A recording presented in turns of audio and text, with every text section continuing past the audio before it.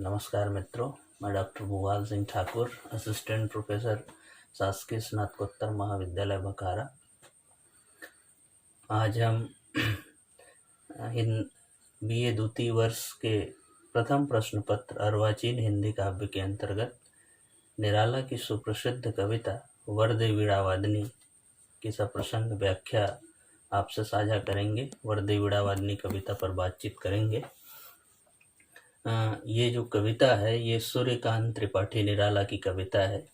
इस कविता को पढ़ने के पहले हमको छायावाद की परिदृश्य पर थोड़ी सी बातचीत कर लेनी चाहिए, क्योंकि जब तक हम छायावाद के परिदृश्य को नहीं समझेंगे तब तक इस कविता के साथ हम न्याय नहीं कर पाएंगे।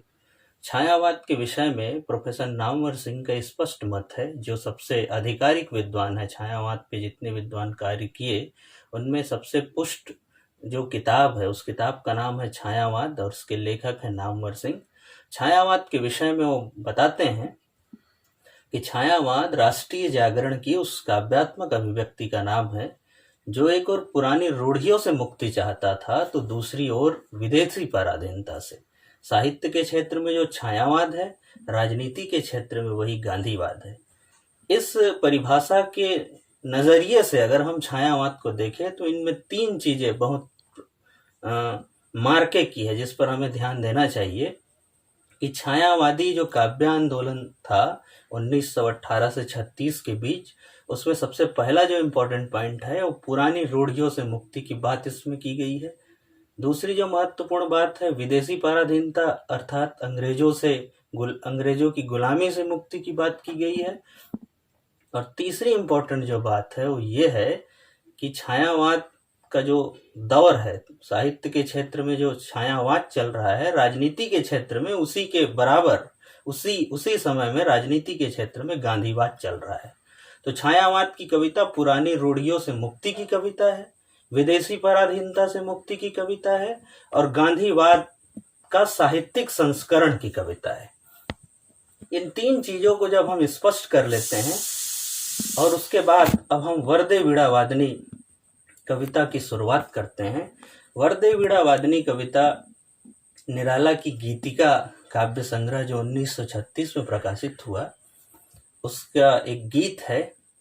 और इस गीत में निराला कहते हैं ये माँ सरस्वती की वंदना है और सरस्वती वंदना के माध्यम से निराला एक स्वाधीन भारत और एक नए भारत की वरदान की बात माँ सरस्वती से कर रहे हैं।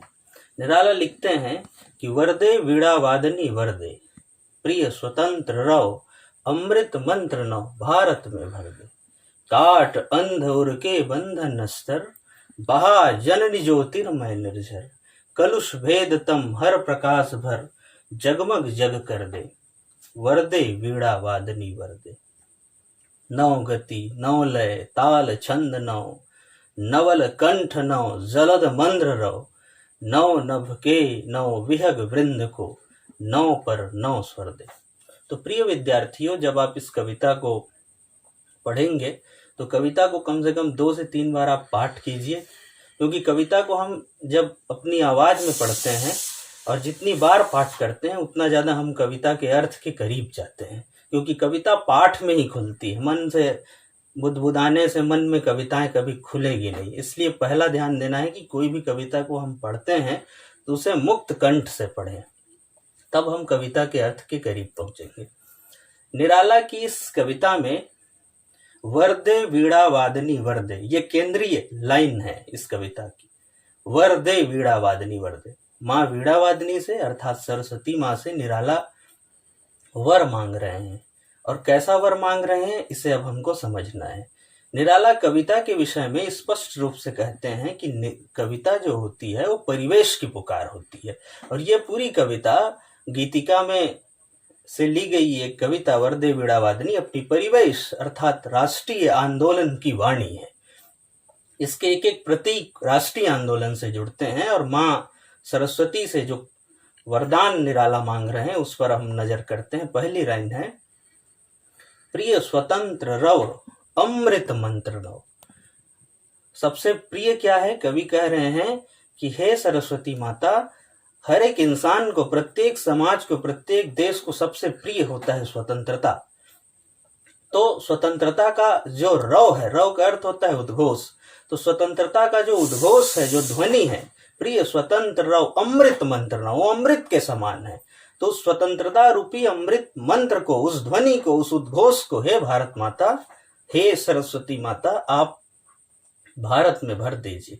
यहाँ पर सरस्वती माता भारत माता का भी प्रतीक है, और इसमें जो भक्ति भावना आ रही है सरस्वती माँ के प्रति निराला के मन में, वो बेसिकली उस तरीके की भक्ति भावना नहीं है जो भक्ति काल की भक्ति भावना है, ये आधुनिक काल की भक्ति है। और आधुनिक काल की जो भक्ति है निराला की यहाँ पर, वो भक्ति देशभक्ति के संस्करण में आ रहा है। और यहाँ पर सरस्वती माता एक अर्थ में भारत माता का भी प्रतीक है, इसे हमें ध्यान रखना होगा बच्चों। काट, आगे लिखते हैं, काट अंधुर के बंधन निस्तर। जो भारतवासियों के हृदय में बंधन है, किस चीज का बंधन, आगे कवि बताएंगे। काट अंध उर के बंधन निस्तर, बहा जननी ज्योतिर्मय निर्जर। भारतवासियों के मन के अंदर जो अज्ञानता है, जो निरक्षरता है, जो गुलामी है, जो असमानता है, जो उनका जो शोषण का पूरा दुष्चक्र है, उस सभी को काट दो सरस्वती माता, और उसमें बहा जननी ज्योतिर्मय निर्झर, और ज्ञान की ज्योति बहाइए, ऐसी ज्योति बहाइए, ज्ञान की ऐसी ज्योति बहाइए जननी माँ, जो जल प्रपात के समान हो। ऐसी ज्ञान की ज्योति जिसमें सारी नकारात्मक चीजें बह जाए और देश में एक सकारात्मक विचारों का, सकारात्मक भावभूत का विस्तार हो। कलुष भेद तम हर प्रकाश भर, जो काली माँ है, अंधकार की काली माँ, और जितने भी प्रकार नकारात्मक विचार जिसकी बात मैं कर रहा था, वो कलुष भेद तम, जहां जहां कलुषता है, जहां जहां कालिमा है, जहां जहां अंधकार है, अज्ञानता है, परतंत्रता है, असमानता है, इन सारी चीजों को के बरक्स आप उसमें प्रकाश भर दीजिए, और भारत को तो जगमग कर ही दीजिए, जगमग जग कर दे। लेकिन निराला बड़े कवि वही हैं कि यहाँ पर संदर्भ तो भारत की आजादी का है, वो ये नहीं लिख रहे हैं जगमग भारत कर दे, निराला लिख रहे हैं जगमग जग कर दे। उसको भारत की स्वतंत्रता की चिंता तो है, लेकिन दुनिया में जहां कहीं भी परतंत्रता है, उन सभी जगहों में स्वतंत्रता का प्रकाश भरिए सरस्वती माता। संदर्भ राष्ट्रीय होते हुए भी पूरे विश्व की चिंता। यहाँ पर हमें याद आते हैं जयशंकर प्रसाद, जो लिखते हैं कि शक्तिशाली हो, विजयी बनो, विश्व में गूंज रहा जयगान। विश्व में गूंज रहा जयगान की वो बात किए थे, और आगे लिखे थे वहीं पर कामायनी में कि शक्ति के विद्युत कंजो व्यस्त, विकल बिखरे हो निरुपाय, समन्वय उसका करे समस्त, विजयनी मानवता हो जाए। तो जयशंकर प्रसाद भी विजयनी मानवता हो जाए, पूरी मानवता की विजय की बात करते हैं, और निराला भी यहाँ जगमग जग कर दे की बात कर रहे हैं। आगे वरदे वीणावादनी जो कविता हम पढ़ रहे हैं उसमें पंक्ति आती है, नौ गति नौ लय ताल छंद नौ, नवल कंठ नौ, जलद मंद्र रव, नौ नभ के नौ विहग वृंद को, नौ पर नौ स्वर दे। यहाँ पे नौ शब्द जो है 9 बार आया है, और ये जो 9 है, निराला की कविता में जो 9 आ रहा है, वो नवता का प्रतीक है, नयापन का प्रतीक है, और अपने मूल अर्थ में राष्ट्रीय नवजागरण का प्रतीक है। और इसमें जितने भी प्रतीक आए हैं वो प्रकृति के प्रतीक हैं, क्योंकि जितने भी प्रकृति के यहाँ पे प्रतीक आपको आगे मिलते जाएंगे, वो सारे प्रतीक स्वतंत्रता के प्रतीक हैं, क्योंकि दुनिया में सब चीज को गुलाम बनाया जा सकता है सिवाय प्रकृति के। इसलिए निराला, जब भारत का समाज रूढ़ियों में गुलाम हो चुका है, देश राजनीतिक स्तर पर अंग्रेजों की गुलामी से बंध गया है, तो प्रकृति की ओर जाते हैं और वहां से स्वाधीनता का मंत्र लाते हैं कि भारत में सरस्वती माता नई गति भर दो, नया लय, नया ताल, और एक ऐसा छंद जीवन का जो सब तरफ नवता की बात करे, जो पुरानी चीजें हैं वो मिट जाए, चाहे छुआछूत हो, चाहे वो जितनी भी प्रकार की सामाजिक रूढ़ियां हो, जिसके विरुद्ध गांधी भी आंदोलन कर रहे हैं अपने स्तर पर, जो उनके रचनात्मक कार्यक्रम है, इससे भी इसे जोड़ के हमें देखना है। नवल कंठ नव जलद मंद्र रव, नया कंठ, हर एक व्यक्ति के अंदर आत्मविश्वास आए, सरस्वती माता उनका कंठ नया हो, वैसा कंठ ना हो जो डरा हुआ हो, एक निर्भय कंठ हो। नौ जलद मंद्र रव, ऐसा जलद, जलद का अर्थ यहाँ पर बारिश से भरा हुआ बादल है। 2 प्रकार के बादल होते हैं, एक सूखे बादल और एक जल से भरे हुए बादल। तो भारत में ऐसे बादल की जरूरत है सरस्वती माता, जो जल से भरा हो, जिसकी वृष्टि हो तो सब तरफ खुशहाली हो, अकाल खत्म हो और सबको दाना पानी मिले, सबको अन्न मिले, ये चिंता है निराला की। और बादल प्रतीक है स्वतंत्रता का, क्योंकि दुनिया में सबको हम बांध सकते हैं, देश के स्तर पर रेखाएं खींच सकते हैं, अलग अलग रेखा बना कि ये देश ये है, इस देश की सीमा ये है कह सकते हैं, लेकिन बादल की सीमा को निर्धारित नहीं कर सकते। तो बादल की तरह होना चाहिए भारत, स्वतंत्र रूप से और जल से भरा हुआ। नौ नभ के नौ विहग वृंद को, भारत की आकांक्षा, कवि के मन में नए भारत की जो आकांक्षा है वो ऐसे भारत की आकांक्षा है जो विहग के समान हो। विहग मतलब पक्षी, पक्षी को भी कोई नहीं बांध सकता। तो भारत कैसा हो, जलद के समान, बादल के समान, और भारत कैसा हो, पक्षी के समान, जो स्वतंत्रता का प्रतीक है। नया नभ और उसमें समूह में उड़ रहे पक्षियों का समूह, जो मुक्ति का प्रतीक है। इस तरीके के भाव बहुत भरिए सरस्वती माता, 9 पर 9 स्वर दे, और ऐसा स्वर दीजिए, इस तरीके की बातें, इस तरीके का मुझे वरदान दीजिए, ताकि भारत के अंदर नव जागरण का प्रकाश हो।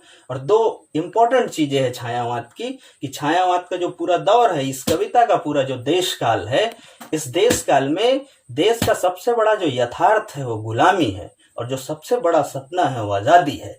तो ये पूरी कविता उस यथार्थ से मुठभेड़ की कविता है, उस स्वप्न को पाने की, अर्थात गुलामी से आजादी की ओर जाने की कविता है, अंधकार से प्रकाश की ओर जाने की कविता है, शोषण से मुक्ति की ओर जाने की कविता है। और छायावाद का जो इम्पोर्टेंट प्राण है, मुक्ति का काव्य, उस मुक्ति की काव्य की प्रतिनिधि कविता है वरदे वीणावादिनी वरदे। अब जब हम ये, तो इस पर बातचीत हुई, एक इम्पोर्टेंट बातचीत ये भी करनी है बच्चों आप लोगों से। जब आप परीक्षा में जाएंगे तो सबसे पहले जब हम व्याख्या करते हैं तो सबसे पहले आपको बताना होगा संदर्भ में कि कवि का क्या नाम है। तो कवि का नाम तो इतने डिस्कशन में क्लियर हो ही गया होगा। कवि का नाम है सूर्यकांत त्रिपाठी निराला, कविता का नाम है वरदे वीणावादिनी वरदे, ये आपका संदर्भ हो गया। प्रसंग में आपको बताना है कि प्रस्तुत कविता में कवि ने सरस्वती माता से भारत की मुक्ति, स्वतंत्रता और एक ऐसे भारत की आकांक्षा रखा है, एक ऐसे भारत की अरमान सरस्वती माता के सामने रखा है, जिसमें आज़ादी हो, जिसमें समानता हो, जिसमें ज्ञान हो। तो ये पूरी कविता सरस्वती वंदना एक ऐसी कविता है जिसमें स्वतंत्र भारत की कामना की गई है। व्याख्या पर हमने चर्चा कर दी। विशेष जो आएगा उसमें बताना है कि इस पूरी कविता में बहुत सारे ऐसे शब्द आए जो काफ़ी कठिन लगे होंगे आप लोगों को। तो इस कठिनाई से नहीं घबराना है, क्योंकि छायावाद की कविता में तत्सम शब्दों का दबाव है। तो इसमें बहुत सारे तत्सम शब्द आए हैं। तो प्रस्तुत कविता में की जो शब्दावली है वो तत्सम शब्दावली है, ये आपको बताना है। दूसरी जो इम्पोर्टेंट चीज़ आपको बतानी है वो ये है कि प्रस्तुत कविता में संगीतात्मकता है। इस कविता को संगीत में भी हम सब गाते हैं, प्रार्थना के रूप में गाते हैं, और ये राग भैरवी पर आधारित है। राग भैरवी सुबह का राग है, और सवेरा जो होता है वो जागरण का काल होता है। ये पूरी कविता का राग, पूरी कविता का काव्य बंध, पूरी कविता की संवेदना जागरण और मुक्ति की कविता है। इस तरीके से आप उसको, उसकी भाषा को और इन सारी चीज़ों को आप बताएंगे, और आपके और ज़्यादा सहयोग के लिए इनमें इस कविता के पाठ को मैं अभी साझा करूँगा थोड़ा समय में, इसके बाद कर रहा हूँ। और इसमें कठिन शब्द आए हैं उनके अर्थ भी मैं बताते चलता हूँ, और उसके बाद जो संदर्भ प्रसंग व्याख्या है उसकी भी 3 चित्र आपसे साझा कर रहा हूँ। तो इस तरीके से ये कविता सरस्वती वंदना भारत की मुक्ति की कविता है और नए भारत की अरमान की कविता है। विद्यार्थियों, सबसे पहले जब हम इस कविता की आप लोग जब व्याख्या करेंगे परीक्षाओं में, तो सबसे पहले इस कविता को आप धैर्यपूर्वक पढ़िएगा, और इसके जो मूल पाठ है उससे पहले इस तैयारी के दौरान सस्वर पढ़ने की कोशिश कीजिएगा, जिसकी बात मैं लेक्चर के शुरू में ही आपको कहा था। फिर एक बार आपसे कह रहा हूँ कि आप बार बार सस्वर पाठ कीजिए कविताओं का, तब ज़्यादा अर्थ के करीब पहुँचेंगे और आपको आनंद भी आएगा, एक आनंददायी प्रक्रिया बन जाएगी और आप गाइडेड चीज़ों से सब मुक्ति पाएंगे और अपनी खुद की एक व्याख्या लेकर आएंगे। तो सबसे पहले जो वरदे वीणा वादनी वरदे कविता है, इसकी पाठ को आप देखिए। मैं पढ़ रहा हूँ, पाठ पे ध्यान केंद्रित कीजिएगा। पाठ पे ध्यान केंद्रित कीजिए। मूल पाठ कुछ इस प्रकार से है। वरदे वीणा वादनी वरदे, प्रिय स्वतंत्र रहो, अमृत मंत्र नौ भारत में भर दे। काट अंध उर के बंधन निस्तर, बहा जननी ज्योतिर्मय निर्झर। कलुष भेद तम हर प्रकाश भर, जगमग जग कर दे। नौ गति नौ लय ताल छंद नौ, नवल कंठ नौ जलद मंद्र रो। नौ नभ के नौ विहग वृंद को, नौ पर नौ स्वर दे। ये गीत क्या से ली गई है? सूर्यकांत त्रिपाठी जी की ये रचना। इसके पश्चात बच्चों आपको जो कठिन शब्द आए हैं जिसके बारे में चर्चा हुई थी वो एक बार देखिए। इन कठिन शब्दों के अर्थ से आप रूबरू होंगे। इन कठिन शब्दों से जब आप परिचित हो जाएंगे तो काफ़ी अच्छी तरीके से व्याख्या कर पाएंगे। रौ का अर्थ उद्घोष या ध्वनि, अंध उर का अर्थ अज्ञानता से भरे हृदय, कलुष का अर्थ मलिनता या पाप, अमृत मंत्र मतलब ऐसे मंत्र जो अमरता की ओर ले जाए, कल्याणपूर्ण मंत्र जो स्वतंत्रता का मंत्र था जिसकी चर्चा किए, मंद्र रौ मतलब गंभीर ध्वनि, विहग वृंद मतलब पक्षियों का समूह, जलद मतलब जल से परिपूर्ण बादल, निर्जर मतलब जलप्रपात, नौ मतलब नवीन। साथ ही जो व्याख्या का फॉर्मेट जो आप 12वीं कक्षा से करते आए हैं, फिर भी शुरू से करते आए हैं 6वीं से, ये कोई नई नहीं है, फिर भी देखिए। संदर्भ में आपको कविता का नाम बताना है, वरदे वीणा वादनी वरदे। कवि का नाम बता देना है भाई सूर्यकांत त्रिपाठी निराला। छायावाद के 4 आधार स्तंभों में से एक कवि हैं पंत प्रसाद निराला महादेवी, जिससे आप परिचित हैं। प्रसंग में आपको बताना है, प्रस्तुत कविता में कवि सरस्वती माँ की वंदना करते हुए स्वाधीन अर्थात स्वतंत्र और नए भारत का वरदान मांग रहे हैं। कवि कहते हैं, जिसकी चर्चा हमने व्याख्या में की, और विशेष में आपको तत्सम प्रधान भाषा है इस गीत का। कविता में संगीत का प्रभाव है, राग भैरवी के रूप में लिखा गया है इस गीत को, इसकी भी हमने चर्चा की। साथ ही विद्यार्थियों, इस व्याख्या के साथ अगर एक स्पष्ट समझ बनानी है तो सबसे पहले 2-3 पुस्तकें मैं बता रहा हूँ निराला पर और हिंदी साहित्य की समझ के लिए, उसके साथ ही अपने लेक्चर को मैं समाप्त करूँगा। सबसे पहले आप हिंदी साहित्य का सरल इतिहास, विश्वनाथ त्रिपाठी जी द्वारा लिखित किताब है, इसे आप पहले पढ़िए। उससे एक परिदृश्य का निर्माण होगा, स्पष्ट होगा परिदृश्य की कौन से दौर में किस तरीके की कविताएं लिखी जा रही थी। साथ ही छायावाद का जो अर्वाचीन काव्य है उसमें छायावाद की कविताएं हैं, और उस पूरे छायावाद को समझने के लिए एक किताब है नामवर सिंह जी का छायावाद। इसका भी आप लोग एक बार अवलोकन कीजिए अपने लाइब्रेरी में जाकर, ये भी पढ़ने की कोशिश कीजिए। और निराला पर की और कविताएं पढ़नी है और उनकी प्रतिनिधि रचनाओं के बारे में और जानने की आप उत्कंठा है आपके मन में, तो साहित्य अकादमी से निराला संचयिता का भी प्रकाशन हुआ है। रचनावली तो अलग है, लेकिन अभी बीए के स्तर पर संचयिता से अगर आप गुजरते हैं, रमेश चंद्र शाह जी ने इसको संपादित किया है, तो इन 3 पुस्तकों को आपको देखने की मैं गुजारिश करूँगा। इस लेक्चर में आप देख सकते हैं अपने लाइब्रेरी में जाकर। और सूर्यकांत त्रिपाठी निराला जी की कविताओं पर एकाग्र एक प्रसिद्ध पुस्तक है जिसे आपको पढ़नी चाहिए अपनी लाइब्रेरी में बैठकर या खरीद कर। पुस्तक का नाम है आत्महंतास्था और इसके लेखक हैं दुधनाथ सिंह। आत्महंतास्था दुधनाथ सिंह।